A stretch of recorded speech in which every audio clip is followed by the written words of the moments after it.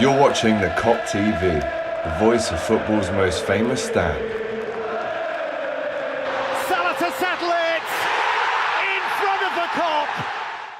Welcome back to the Kop TV. Get them like buttons smashed. Get the comments in. Who is your man of the match? And then subscribe if you have not already. Inches away from 46k.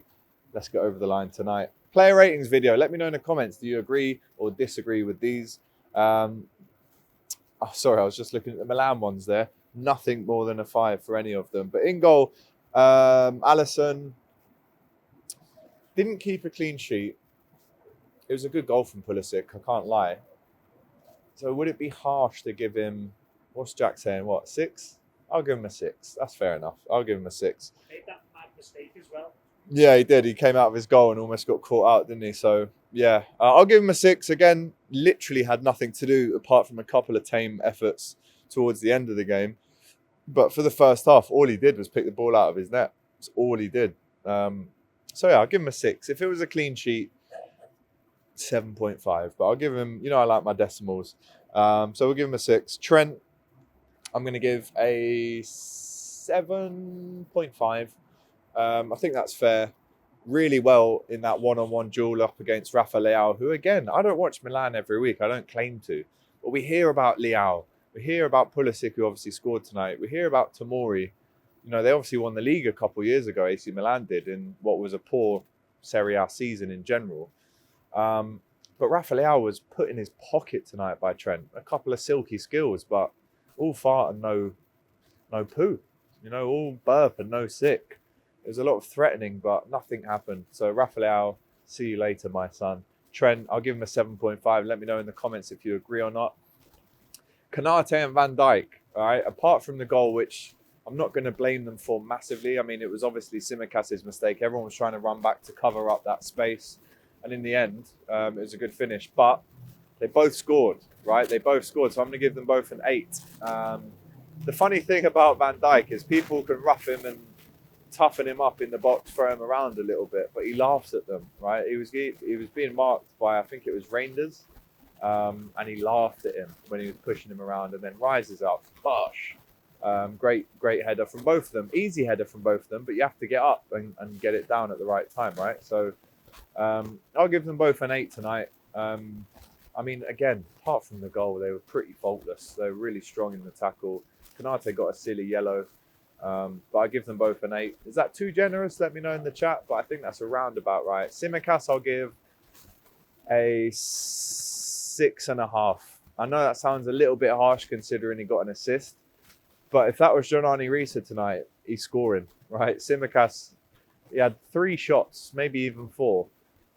One of them went out for a throw-in with his right foot. One of them was drilled. I didn't know if it was a pass or a shot. One of them was weak. So realistically, he didn't have the best of games, but obviously that assist does save him. I got asked, why is he playing tonight? Why didn't Robertson play? I think it was just a freshen up of the legs. I don't think there's much to look into it. Robertson will be playing on Saturday. Nice for Tsimikas to get the minutes. But if we didn't win that game tonight, it would have been down to his lack of want to go and head the ball in that first 3 minutes, which cost us that first goal. So almost cost us tonight. So he gets a 6.5. If I'm being too harsh, let me know in the chat now. In the midfield, Ryan Gravenberch, I'll go with a 7.5. Again, in tight spaces, this man, you'd think, or you'd assume, if you don't know football, you'd assume with his height, with his lankiness, that he wouldn't be able or capable of, pulling off some tidy bits and bobs in tight spaces. But he's probably nailed on that Premier League starting position now in the double pivot.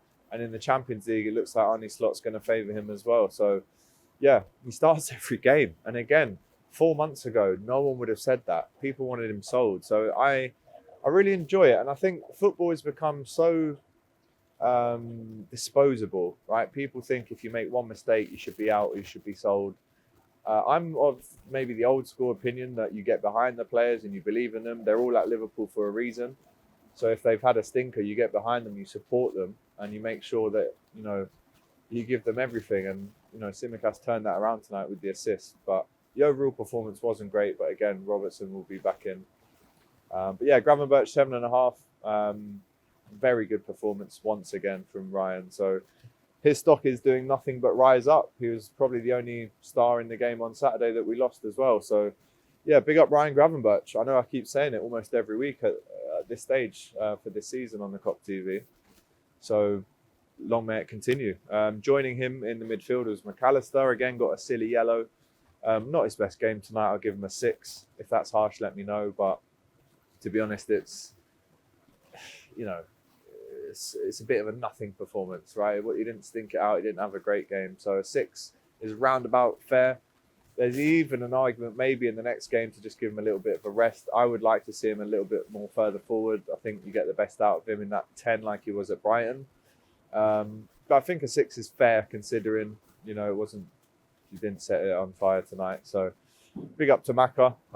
Maybe you bring in Curtis for the next game just to freshen up the legs and then swap it. Bring McAllister back on 60, 70 minutes.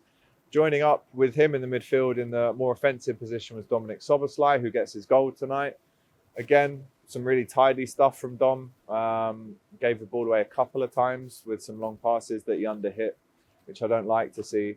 He almost plays the game. This might sound insulting, but it's probably actually a compliment. It's almost like he's barely trying. There was that time when, as I mentioned, he gave the ball away on that underhit spray kind of 60-yard pass. But there was no backlift. It was almost like he assumed that the ball would reach. But really, you've got to put a bit more into it. And I know there's been some question marks over Dominic in the last couple of games, but he gets his goal away at the San Siro in the Champions League for Liverpool. His first Champions League goal for Liverpool. So for that reason, I'll give him a 7. Areas to improve, though, for sure. Mo Salah, how did he not score tonight, right? He hit the bar twice. He had one save that was probably going to hit the post.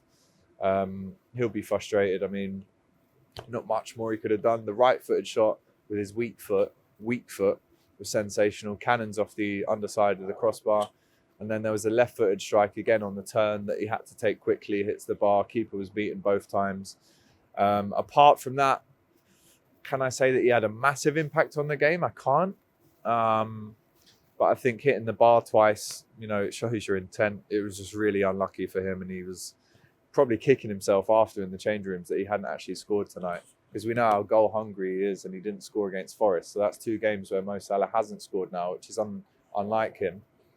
So yeah, he gets a 7. I think that's pretty fair. Again, let me know if you think otherwise. Diogo Jota, I'll be honest, he gets a 5 tonight. That's 2 games in a row where he's flattered to deceive.